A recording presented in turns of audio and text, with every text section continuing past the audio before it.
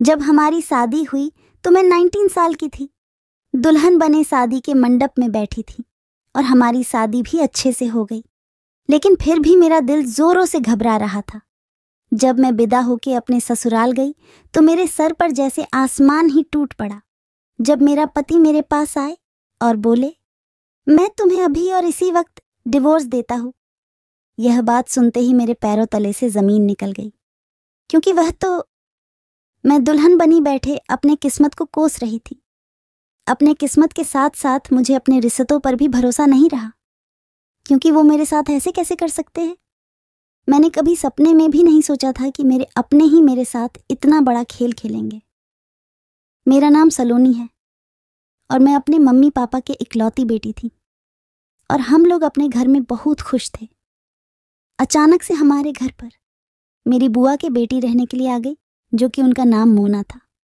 मोना बहुत ही खूबसूरत लड़की थी और जब पता चला कि अब मोना हमारे घर पर ही रहेगी और यहीं से कॉलेज की पढ़ाई पूरी करेगी, तो मैं बहुत ज़्यादा खुश हो गई, क्योंकि हम दोनों बहन से बढ़कर ज़्यादा एक दूसरे को दोस्त ही माना करते थे।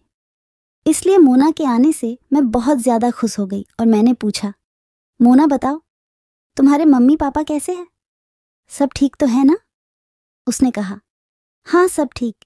लेकिन मुझे क्या पता था कि जिस बहन को दोस्त मानती थी वह ना तो दोस्त निकली ना तो बहन।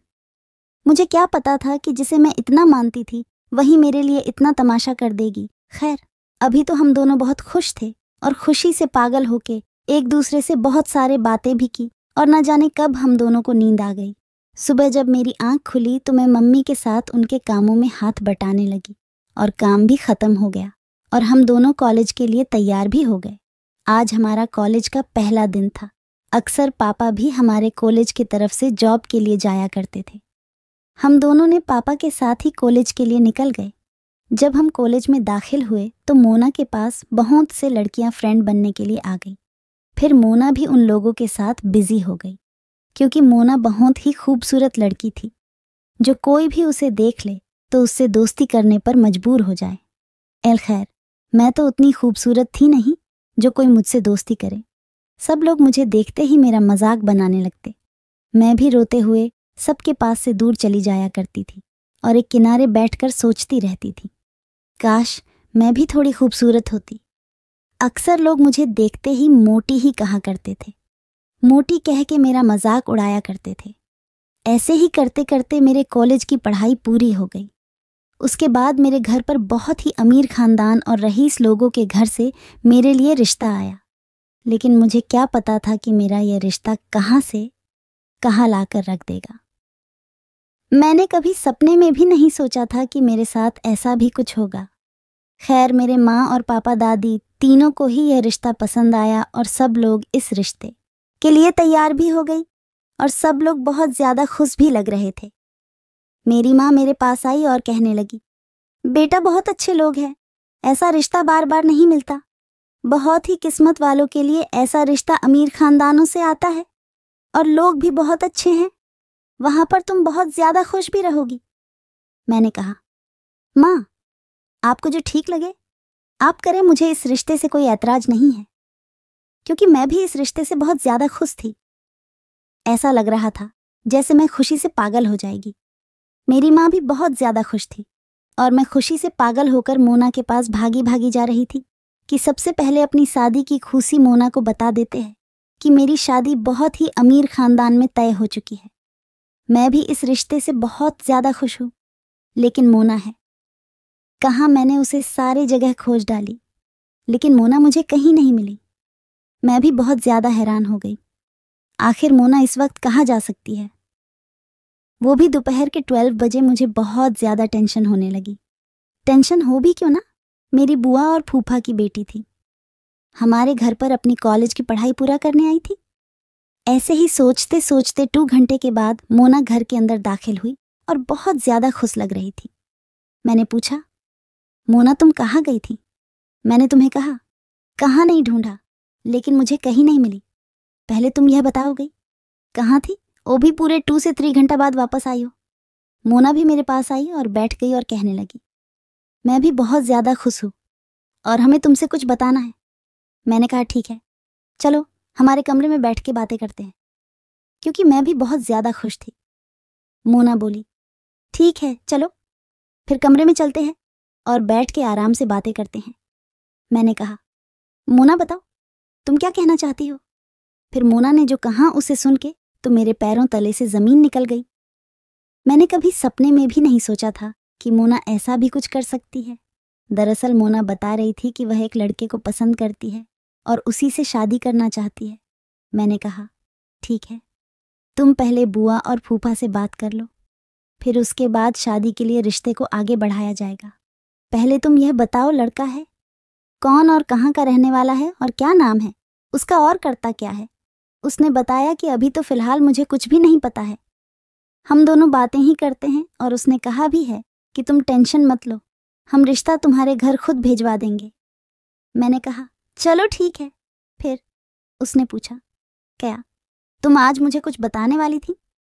ना बताओ, क्या बात है, तुम क्या बताने वाली थी? मैंने भी खुशी खुशी बता दिया कि आज मेरा रिश्ता बहुत ही बड़े और अमीर खानदान में तय हो चुका है और बहुत ही रईस लोग हैं। मैंने कभी सपने में भी नहीं सोचा था कि मेरी शादी एक बहुत बड़े अमीर खानदान में तय हो चुकी है। कुछ देर बाद मोना फ़ोन पर बातें करने में बिजी हो गई। मैं भी अपने बिस्तर पर लेटे लेटे बहुत से सपने सजाए सोच रहे था।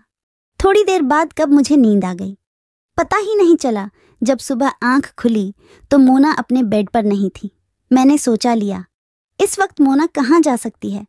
फिर मैंने मम्मी से जाकर पूछा, मम्मी, मोना को आपने देखा है क्या? पता नहीं, आज अपने कमरे में नहीं। आपको कुछ पता है क्या? आपको कुछ बता के गई है? मेरी बात पर मम्मी मुझे बताने लगी, हाँ, आज तुम्हारे बुआ फूफा आए हुए थे। हमने बहुत रोकने की कोशिश की लेकिन नहीं रुके। मोना भी अपने माँ पापा के साथ चली गई। मैंने कहा, मम्मी, मोना को कम से कम मेरी शादी तक तो रोकना था ना। माँ कहने लगी कि हमने बहुत रोकने की कोशिश की लेकिन पता नहीं उसको क्या जल्दी थी कि सुबह उठते अपना सामान पैक करके चली गई। मैंने कहा, माँ, आपने पूछा नहीं कि कब तक वापस आएगी? माँ बोली, हाँ पूछा तो था, कह रही थी कि कुछ काम है और 10 से 12 दिन में वापस लौट आएंगे। अचानक उसे कौन सा काम आ गया कि उसे इतनी जल्दी जाना पड़ा? उसके जाने के बाद मेरी शादी की तैयारी बहुत जोरों से चल रही थी। घर में हर तरफ चहल पहल थी लेकिन मेरा मन बिल्कुल उदास था। मैं बस बार बार यही सोच रही थी कि काश मोना भी हमारे साथ होती तो कितना अच्छा होता, लेकिन वह हमारे घर से जा चुकी थी। वैसे भी इतना ज़रूरी काम क्या हो गया था जो वह मुझे बताना भी ज़रूरी नहीं समझी। मुझे तो उस पर बहुत ज़्यादा गुस्सा आ रहा था कि कम से कम मेरी शादी के दिन तक ही रुक जाती। खैर, एक दिन बाद आखिरकार वह दिन आ ही गया जब मैं दुल्हन बने अपने कमरे में बैठी। बस यही सोच सोच के मेरा दिल खुशी से पागल हो रहा था कि इतने बड़े घर से मेरे लिए रिश्ते कैसे आ सकते हैं। मैंने तो कभी नहीं सोचा था, यकीन भी नहीं हो रहा था कि मेरे ससुराल वाले इतने रईस लोग थे। मैं तो उतनी खूबसूरत भी नहीं थी कि मैं अपने ससुराल वालों को पसंद आ गई। खैर, बारात भी आ ही गई और मैं दुल्हन बनी अपने मंडप में बैठ गई। हमारी शादी भी हो गई और अपने ससुराल भी पहुंच गई। लेकिन मुझे क्या पता था कि मेरे ससुराल में इतना बड़ा हंगामा होने वाला और मेरे ऊपर आसमान टूट कर गिराने वाला है। खैर, मैं तो अपने कमरे में जाके घूंघट निकाल के बैठ गई और अपने पति के बारे में सोचने लगी, क्योंकि मेरा पति देखने में बहुत ही खूबसूरत और हैंडसम थे। इसलिए मैंने कभी सपने में भी नहीं सोचा था कि मेरी शादी एक बहुत ही हैंडसम लड़के से हो जाएगी। मुझे तो विश्वास ही नहीं हो रहा था कि मेरी शादी हो भी गई या नहीं। खैर, इंतज़ार की घड़ियां ख़त्म हुई। मेरे पति कमरे में आके मेरे पास बैठ गए और कहने लगे, अरे सलोनी, तुम तो ऐसे बिहेव कर रही हो जैसे तुम मुझसे पहली बार मिल रही हो। अब बस भी करो यार, अपना घूंघट हटा भी दो और अपनी चांद सा खूबसूरत मुखड़ा दिखा दो जो मैं देखने के लिए पागल होता जा रहा हूँ। जब पहली बार देखा उसी वक्त तुम्हारा दीवाना हो गया था और उसी समय सोच लिया था कि शादी करूँगा तो सिर्फ तुमसे ही करूँगा। लेकिन तुम तो ऐसे बिहेव कर रही हो जैसे तुम मुझसे पहली बार मिल रही हो। मैंने कहा था ना, तुम्हारे लिए रिश्ता तुम्हारे घर भिजवा दूंगा, तुम टेंशन मत लो। और देखो, आज हमारी शादी भी हो गई। तुम मेरे सामने दुल्हन बने बैठी हो और मुझे खुद पर विश्वास नहीं हो रहा। मोना जैसी खूबसूरत लड़की मेरे सामने बैठी है। मैं तो घबराने लगी। मेरे पति, ये सब क्या बोल रहा है? हमने कब मिला था? मुझे तो कुछ भी नहीं पता। मेरे पति की बातें सुनकर मुझे चक्कर से आने लगा कि यह सब क्या कह रहे हैं। मुझे कुछ समझ में नहीं आ रहा है। या फिर हो सकता है या मुझे कहीं बाहर देखे हो, इसलिए वह मुझे जानते थे। अपने पति के कहने से हमने खुद ही अपना घूंघट हटा दिया। लेकिन जैसे ही घूंघट हटाई, मेरे पति देखते ही 4 से 5 कदम पीछे हट गए। मैंने पूछा, क्या हुआ? आप मुझे देख के पीछे क्यों चले गए? मेरे पति देखते ही कहने लगे, तुम कौन और मेरे कमरे में क्या कर रही हो? और मोना कहाँ है जिससे मेरी शादी हुई है? मैंने हैरत भरी नजरों से अपने पति को देखने लगी और कहने लगी कि शादी तो आपके मेरे साथ ही हुई है और नाम भी मेरा मोना ही है। मेरे पति पास है और मुझसे कहने लगे कि मैं तुम्हें अभी और इसी वक्त डिवोर्स देता हूं, तुम मेरे घर से चले जाओ। और मेरी जिंदगी से भी अपने पति के मुंह से ऐसी बातें सुनकर मेरे तो पैरों तले से जमीन निकल गई। आखिर ये सब हो क्या रहा था? मैंने तो कभी सपने में भी नहीं सोचा था कि शादी के दिन ही मेरा पति मुझे डिवोर्स देने की बातें करेंगे। हैरत भरी नजरों से अपने पति को देखने लगी। मुझे तो खुद के कानों पर विश्वास हो ही नहीं रहा था कि मेरे पति यह सब बातें खुद अपने मुंह से कह रहे हैं। इसमें मेरी क्या गलती थी? अगर मुझे पहले पता होता कि यह रिश्ता मेरे लिए नहीं है तो मैं यह शादी के लिए हरगिज़ तैयार नहीं होती। लेकिन हैरत की बात यह थी कि मेरे पति खुद अपने मुंह से मेरा नाम ले रहे थे कि मोना कहाँ है, जो कि मोना तो मैं ही थी। फिर किस मोना के बारे में बात कर रहे थे? मैं तो सोच सोच के पागल होती जा रही थी। पता नहीं क्यों मुझे घबराहट से होने लगी थी। मैं बस यही सोच रही थी कि जमीन फट जाए और मैं उसमें समा जाऊं, क्योंकि शादी की पहली रात थी और मेरे पति डिवोर्स देने की बातें कर रहे थे। अगर यह बात मेरे घर वालों को पता चलती तो वह जीते जी मर जाते, क्योंकि अगर दुल्हन शादी के पहले दिन ही लड़की को डिवोर्स मिल जाए और अपने मायके चली जाए, फिर मायके वालों का क्या हाल होगा, सिर्फ मैं ही जानती थी। फिलहाल मैंने अभी अपने पति से पूछा, ठीक है, बताओ कौन लड़की थी जो आप उससे शादी करने वाले थे? मेरे पति मेरे पास आए और उस लड़की का एक फोटो दिखाए, फोटो देखते हैं। मेरी आंखें फटी की फटी रह गईं। देखते देखते ही मुझे चक्कर सा आने लगा और मैं अपने बेड पर बैठ गई। फिर थोड़ी देर बाद अपने पति से कहने लगी, ठीक है, आप उस लड़की को फ़ोन लगाए। जब फ़ोन लगा तो मेरे फ़ोन की रिंग बज रही थी। अब मुझे साफ साफ सब कुछ समझ आ रहा था। फिर मैंने खुद ही फ़ोन मिला के बातें करने लगी और पूछा, मोना, तुम मुझे बताओगी यह सब हो क्या रहा? तुम किस लड़के से बात कर रही थी? फिर उसने मेरी बातें सुन के रोने लगी और मुझे सब कुछ सच सच बताने लगी। जिस लड़के से मेरी शादी तय हुई थी उसी लड़के से मोना भी मोहब्बत करती थी। मोना को भी कुछ नहीं पता था और हमें भी कुछ नहीं पता था, क्योंकि मोना ने हमें कुछ नहीं बताया था। मोना मोहब्बत किससे करती थी? अब तो सारा रिश्ता तहस नहस हो चुका था। मुझे कुछ समझ नहीं आ रहा था कि मैं करूं तो क्या करूं। अब मेरा दिमाग भी काम करना बंद हो गया था। जब मोना को पता चल गया कि जिस लड़के से मोहब्बत करती थी उसी से मेरी शादी तय हो चुकी है, मोना उसी वक्त अपने मम्मी पापा को फ़ोन करके सुबह आने के लिए कह दी थी और मेरे जगने से पहले ही निकल गई, क्योंकि मोना चाहती थी कि मेरी शादी उसे घर में हो जाए, क्योंकि मैं इतना खूबसूरत नहीं थी। अक्सर ही लोग मुझसे दूर ही भागते थे। मोना ही थी जो कि इतनी खूबसूरत होने के बावजूद मेरे पास हर वक्त खड़ी रहती थी। आज उसके मुंह से ऐसा बात सुन के मेरा दिल अंदर ही अंदर रोने पर मजबूर हो रहा था। कोई कैसे इतना बड़ा कुर्बानी कर सकता है? फिर मैंने पूछा, मोना, मेरा नाम और मेरे फ़ोन से क्या मतलब है? मोना बताने लगी कि जब तुम सो जाती थी तो तुम्हारा मोबाइल लेके रात भर बातें किया करती थी और जब रोहन मेरा नाम पूछे तो हमने घबराकर तुम्हारा नाम ले लिया। अब तो मुझे साफ साफ पता चल रहा था जो रिश्ता मेरे घर आया था वो मेरे लिए नहीं बल्कि वो तो मोना के लिए था। अब सारी सच्चाई मेरे पति भी जान चुके थे। मेरी बहन जो कि बुआ की लड़की थी और सबसे अच्छी दोस्त भी थी, मेरे खुशी के खातिर अपनी खुशी का कुछ परवाह ही नहीं किया और मेरे पति मेरे पास खड़े सारी बातें सुन रहे थे और उनका भी दिल पिघल गया और खुद बेड पर बैठकर मोना की बातें सुनकर सोचने लगे कि जब मोना खुद अपने दोस्त के लिए इतना बड़ा कुर्बानी दे सकती है तो मैं कौन होता हूँ इस रिश्ते को तहस नहस करने वाला। मेरे पति बेड पर बैठे थोड़ी देर के लिए सोचने पर मजबूर हो गए।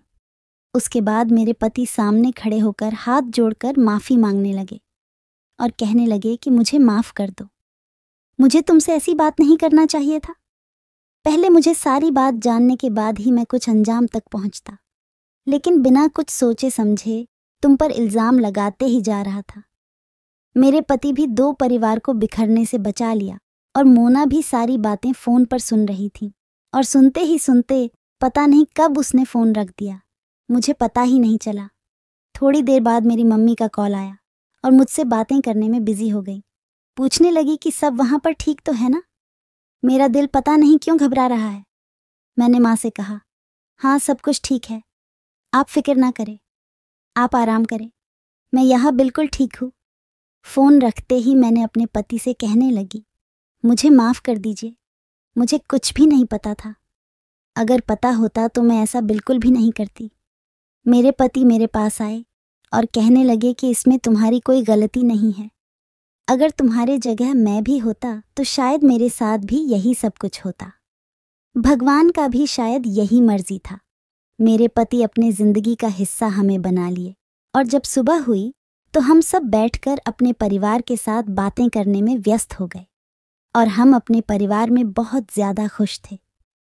1 साल के बाद हमने एक बेटी को जन्म दिया और अपनी बेटी के साथ और भी ज़्यादा खुश रहने लगे। मेरे पति भी अब बहुत ज़्यादा खुश रहते हैं। मोना के भी शादी बहुत ही अच्छे और बड़े ख़ानदान में हो चुकी थी। बस एक गलती की वजह से सब कुछ तहस नहस हो जाता, लेकिन मेरे पति और मेरी प्यारी दोस्त की वजह से सब कुछ सही हो गया। मेरे पति भी समझदार थे, इसलिए मेरा रिश्ता बच गया। अगर मेरे पति चाहते तो मुझे डिवोर्स दे देते और मोना को अपना लेते, लेकिन अपनी खुशी के बारे में नहीं सोचे और 2 परिवार बिखरने से बच गया। आज के समय में भी कहीं ना कहीं अच्छे इंसान भी होते हैं। अब हम लोग अपने परिवार में एक खुशहाल ज़िंदगी गुजार रहे थे। मोना भी अपनी ज़िंदगी में बहुत खुश थे और हमेशा मुझसे फ़ोन पर बातें किया करती थी। मोना बता रही थी कि उसका भी एक प्यारा सा बेटा ने जन्म लिया है और अपने बेटे के साथ बहुत खुश थी और उसका भी परिवार बहुत अच्छा था। उसकी सास उसे बहुत मानती थी। मैंने भी मोना का शुक्र अदा किया और अब हम सब अपने अपने परिवार में बहुत खुश रहते हैं। दोस्तों, यह थी हमारी आज की कहानी। उम्मीद करते हैं आपको पसंद आई होगी। आपका क्या कहना है इस कहानी के बारे में कमेंट करके हमें ज़रूर बताएं। वीडियो को लाइक करके चैनल को सब्सक्राइब कर लीजिए। साथ में घंटी को दबाकर ओनल पर सेट कर लीजिए ताकि आने वाली वीडियो आपको तुरंत मिले। धन्यवाद।